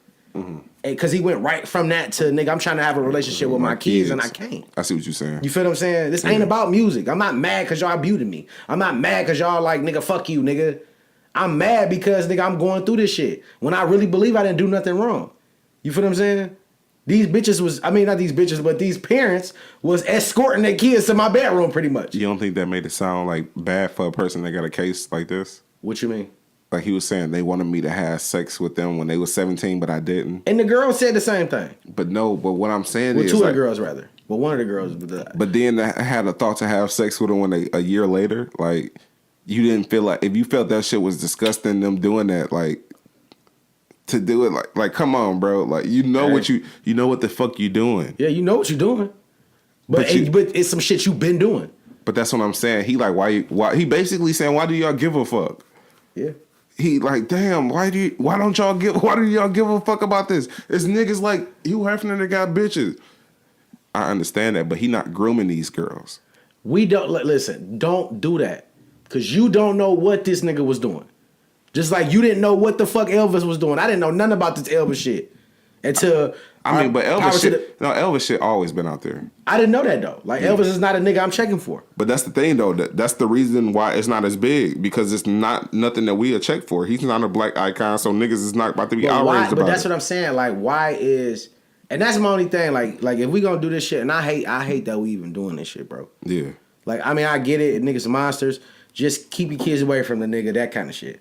But why are we attacking all these individuals of color and not the other individuals that don't have it? But that's what I'm telling you, though. It's not like it's coming from the other side. It's coming from our own fucking people. It's our people doing this. I know, so what the fuck are we doing? But that's what I'm saying. I'm not saying, but that's when at the same time you can't put white people under the fire when they saying we keeping our shit together, nigga. Y'all need to keep y'all shit together over there. You get what I'm saying? It's not fair. It's not fair. Like, y'all niggas exposing y'allself, nigga. Don't make the block hot because y'all over there doing that shit. White people, hold on, bro. Go to back real quick, nigga. And that's why I understand what it is. Like, nigga, we doing that shit, bro. We doing it to our fucking self, bro. Nigga, the girl who did the R.kelly video, black woman. Yeah. Come on, bro. Like, yeah, Dreamhampton. From here, though. I'm embarrassed that she's from Detroit. It's not even just that. But what I'm saying, we doing it to ourselves, so we can't. So I'm muting them people. Yeah, we can't make the block hot for everybody. Not only, like, and this is what I'm saying. And this for all, like, this for everybody. Like, I get it. Like, certain, like, we already know about the truth. It's out there, boom. But them same motherfuckers that putting these videos and making these motherfucking videos about our icons or niggas we held high, mute them motherfuckers too. Because they don't give a fuck about our culture. They don't give a fuck about our own people. They whole staff is white. They don't give a fuck. Yeah. So I'm muting Dream Hampton ass too. Thank you, but no thank you, bitch. I don't want to hear nothing else from you. Until you do some shit about another nigga that ain't a nigga. Yeah. Show me that. Show me that Elvis shit. Show me that Harvey Weinstein shit. Show me that Kevin Spacey shit. Mm. Show me every fucking white executive in fucking Hollywood. That's why I kind of like Ava DuVernay, because she did like the prison industrial system and talked about how Bill Clinton perpetuated, and we love him and revere him, and he kind of like fucked us over in the game. So that's why I say I respect shit like that. But like Gayle and all of them attribute to that shit, bro. Like she was unbothered and shit, but she was asking him questions where she knew he couldn't answer the questions to because he's in court for it right now. So anything he omit on this interview would be bad for him in court. So you can't really say shit. So for you to do the interview came from a malice ass place in the first place. So why are we doing this shit? That's why I said we can't get mad when they're not bringing up Harvey Weinstein and shit, because I can. And I mean, we can get mad, but I'm saying is we can't. It ain't fair for us to make the block hot for everybody else because we doing that shit. But is it fair for us to continue to patronize people like Oprah and people like Gayle and people like Dream Hampton that shit on niggas that look like us? That's what I'm saying. That should be the whole approach about it. It shouldn't be about why is Harvey Weinstein. Why is our people doing this to our people? Leave that shit alone. If it ain't been brought up before, leave that shit the fuck alone, bro. I'm about to go back on some conspiracy shit. Yeah. The objective is to keep us divided because they starting to see niggas is linking up. Niggas, DJ Khaled done introduced the link up, having 9 different niggas on one song, showing how the shit can work out. All over the world. All over the fucking world. He done introduced the link, and you want to keep us divided. And then I don't even think it's just like, I'm gonna have to say just black people because I ain't seen no Mexicans. I was gonna say all people of color, or you know what I'm saying, but fuck that. You talking about your own motherfucking people. Yeah. You feel what I'm saying? And then you allowing other races to get involved to handle the situation. Because I guarantee you that judge probably gonna be white that he gonna sit in front of. Yeah. If he getting tried by a jury of his peers, it's gonna be mixed up. Why don't we, if we're gonna fucking cast our people, like, why don't we handle the whole situation? Yeah, one of the girls that it happened to that was in that whole R.kelly doc said that she wouldn't want him to go to jail, and she felt bad for him when she seen that interview of him. Like, she understood that he's a fucked up person and he need to get help. Yeah. But he shouldn't be in jail over it. So I understand what people like. I'm not saying he don't deserve jail time because I said he do. Yep. You know what I'm saying? I understand him going to jail and shit like that.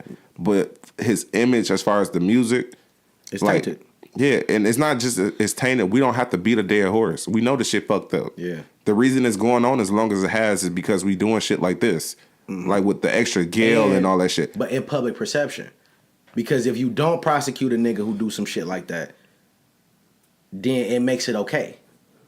Yeah, that's what I'm saying. You have to do That's what I'm saying. He got to go to jail. But what I'm saying is our people is making it worse on the situation by interviewing him and putting him in a box where he can't really like portray the truth. He can't tell the truth right now.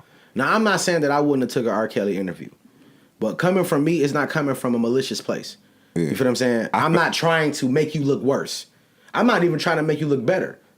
I just want to hear what the fuck you got to say. I feel like going back to, I know we referencing Charlamagne a lot in this shit, but he had a good point where he said, he had an interview that they asked him to do with R. Kelly because he knew his management at the time. He was cool with him. Yeah. He wanted him to interview him. He said, I don't want to interview R. Kelly unless R. Kelly is in a space where he can talk completely candid about everything. Right. I don't want it's no point in doing this shit if we not doing that. Right. So I felt the same way. If we not gonna be able to talk candid, let's do an interview after this shit. If you get out of jail or if you beat it or whatever the case, let's do an interview where you can talk candidly and you're not getting charged or nothing like that. Yeah. At a point where you in the middle of a case, ain't no point for me to talk about you because if we ain't talking about some new music that you got out, we not talking about nothing. Yeah, facts.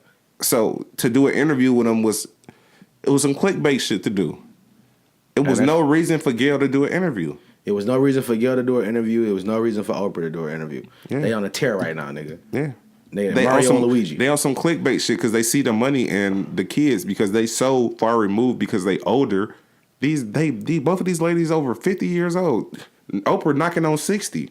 If she not already 60, nigga, I'm not sure. But they have to relate to the kids in some way and getting that clickbait ass shit and those clippable shit. Yeah. I seen that fucking clip all up my timeline on YouTube as I'm clicking, bro. I'm seeing different people reporting this shit. Yeah. So what I'm saying is it served its purpose. Yeah.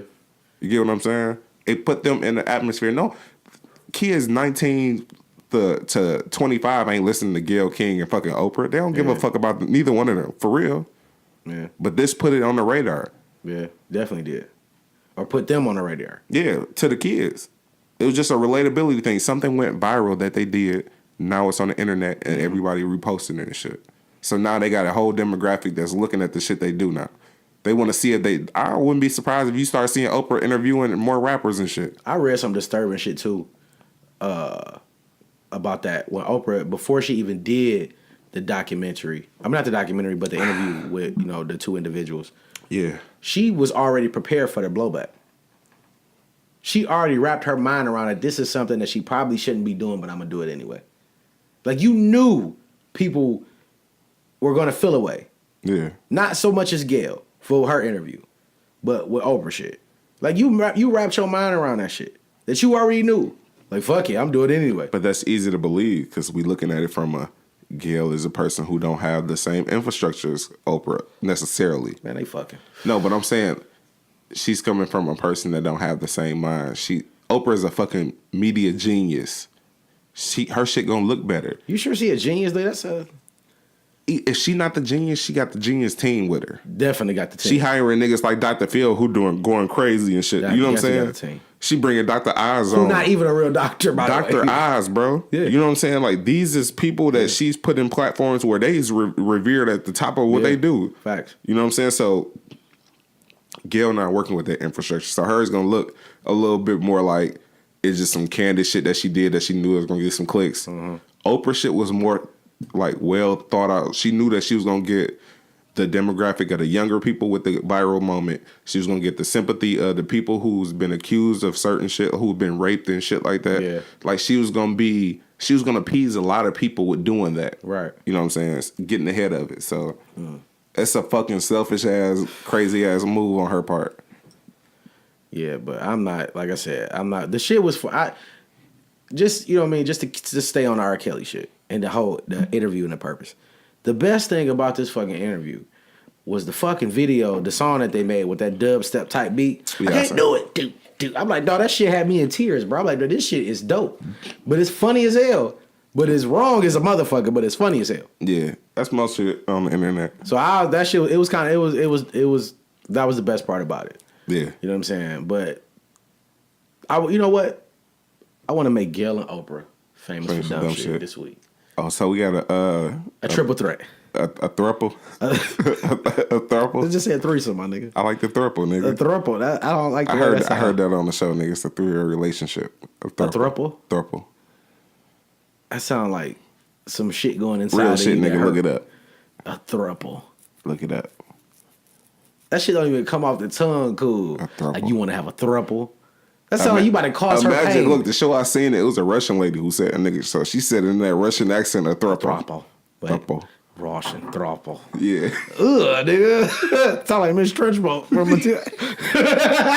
You see thruple now, Miss Trenchbolt about to come to the door any moment, nigga. Ah, put your ass in the chokey. Nasty ass teeth she had, bro. Put your ass in that chokey, nigga. Remember that chokey?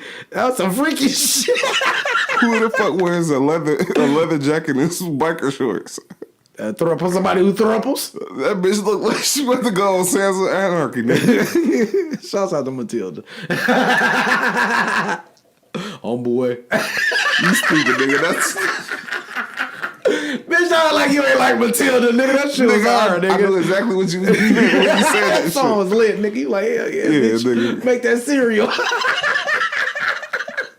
You dumb as fuck, Get bro. that cereal popping, bitch. She ain't got Captain Crunch, though. I'm gonna go watch that and shit. Some King vitamins or some shit like that. Shit was. Cheap ass cereal. Bootleg Captain Crunch. Now, before we get off the show, Jay told me some funny shit. It wasn't really funny. It was just more so like a damn. It's a wormhole, nigga. But go ahead. So he was sucked in. And you know, a lot of y'all who really love music, y'all understand when you get into this wormhole. Meaning when you listen to a certain record from a certain time frame and you start kind of just staying on that time frame. And then 2 hours go by, you just listen to song after song after song. So give us some background on how the shit transpired. Okay, so, you know, me and my wife chilling, you know what I'm saying? We doing our thing, listening to some music and shit. And I just, like, I started listening to the music, and I haven't did that in a long time where I just sat there and just processed the music in a way where I didn't have no pressures of going nowhere. Yeah. I'm just laying there listening. So I'm going through all these old, like, early 90s and late 80s, like, R&B songs and shit, bro. And I'm on, like, I'm hitting shit like God, Piece of My Love. Like to Teddy Riley influence, and I'm getting the BBDs, and I'm just, it's just shit just like, bro. You couldn't stop listening. I sat there for like 2 hours, bro, just listening to music, bro. It was like 3 o'clock in the morning at this point. I'm just up, nigga. I have to go to work and everything. I'm just up listening to old music, bro. Shit. And that shit be like that. Like, I miss that feeling, and I ain't had that feeling in a long ass time. So now what I think I'm gonna do, I'm gonna take 1 day a week, and I'm not gonna listen to nothing else but old, you know what I'm saying, R&B music, and decompress, get myself together. And I'm on that shit now, bro. So I think we should initiate a challenge. And it doesn't have to be a challenge that's viral or a challenge that's anything. We just challenge y'all to the wormhole challenge. Yeah. Just go into a genre that's nostalgic to you. Yeah, because it doesn't have to be R&B. Mm-hmm. It doesn't even have to be like fucking hip hop. It can be whatever, and just kind of just let that shit ride. Yeah. And just go on that roller coaster. Yeah. That shit's, I do that shit often, my nigga. Like God make me feel like it put me in that house party, like, you know what I'm saying, like that type of ambiance, that whole, I don't know, that shit just, it be hard, bro. I went through their little whole album. I didn't even know they had that. That's some shit. They structure their albums different than how they do now. Like, they shit was straight singles, nigga. Yeah. Every song on their album was singles. Like, I heard every single song played in movies and shit over the years. That's from that album. Yeah. And that shit was crazy. It's like, they don't make music like that no more. Hell no. They definitely not when R.kelly go to jail. It's not going to be no music like that. But he ain't made no albums like that. But he did a lot of writing, though. Yeah. So you listening to this music. It's his influence on it. You gotta, especially when you hit the guy and shit like that. So do you cancel the people who the influence? I told you, I'm not canceling no music. It's music. I love it. I love everything about music. Because I separate the art from the artist. I just can't listen to his sexual shit. I'm good. Cannot listen to his sexual shit, and I refuse to look up a song to see if he wrote it or not. I'm not gonna do that. No, I ain't doing that either. Because you're gonna miss them. You're not gonna be able to have a. They was talking about that shit on Joe Budden too, with him making the Up in the Club shit with Marcus Houston. He said he sent Marcus Houston the track, and Marcus Houston sent it back with the R.kelly shit on there. And he was like, I couldn't lie, that shit was harder. like that nigga Kel's got a pen, and his influence is big on music. He got an ear. Yeah. So he the nigga's a shitty person, but that nigga music is like, it is what it is. That shit, I don't know. So we challenging y'all to the wormhole challenge, and I want y'all to like, what could they do? Could they make a video or like send us like a video? Yeah, we gonna do it. You want to pick a day of the week to do it? Yeah, we'll do it on Monday. We'll do it on Monday. Yeah, Monday. So put out the wormhole challenge. Yep. So we're gonna do #wormhole challenge. We gonna send us y'all videos, #wordplay the podcast. Send us a playlist. There we go. Send us a fucking playlist. Put your playlist together, screenshot it, and send it to us. You know what I'm saying? We're going to see what kind of fucking wormhole you going to have us on. And if you got a dope-ass playlist, we're going to shout it out on the show. No, if you got a dope-ass playlist, we'll bring you on the show, and we're going to talk about why this particular... You want to do it that way? Yeah, we're going to do it that way. Okay, that work. That'll be dope. That'd be dope. All right. I don't got nothing else, Jay. You got something? No, we good. All right, so this has been another episode of Wordplay the Podcast with your host, Dre Parker. And I am the other host, Big Jay. And we are done. Episode 59. What you mean? This wordplay. This ain't to make friends.